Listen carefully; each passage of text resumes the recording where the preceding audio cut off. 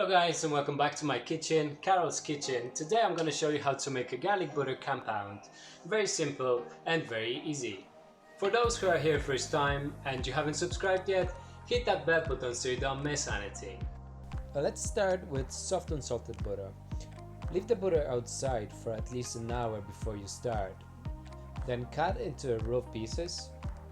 I will throw it into mixer, but you can also whisk it, which it makes it a little bit more hard, but still doable. I will use 3 to 4 cloves per block of butter. Not more than that, I don't want to overpower it. So I'll use a small slice of a grater and then I'll chop it up a little bit. At this stage you can start whipping the butter and then add the garlic. I used a little bit less than I grated because those cloves were massive. So while the butter is whipping, you can chop the flat leaf parsley and add it in. Now I'm gonna stop it for a second and remove the butter from the sides of the bowl so it mixes properly. Now I'm gonna season that with salt and pepper, but that's optional, and give another stir. If you're using wooden countertop, I suggest you wipe it down with the wet cloth so the cling film stick into it.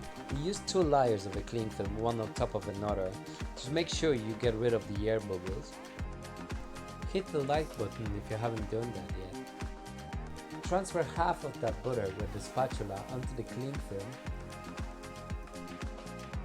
and make sure the butter is spread evenly. Now grab the cling film that is closer to your side and wrap around the butter. Tie the cling film around the butter using your hands and then wrap to the other side. Grab the sides of the cling film and roll it on the countertop. Make a knot from each side and cut it off. Then repeat the same with the remaining butter. And now you have your garlic butter compound ready. I personally love it and I use it a whole lot in my kitchen. Having it wrapped like that makes it so easy to store and use whenever you want it. I hope you guys enjoy it. Thanks for watching and see you next time.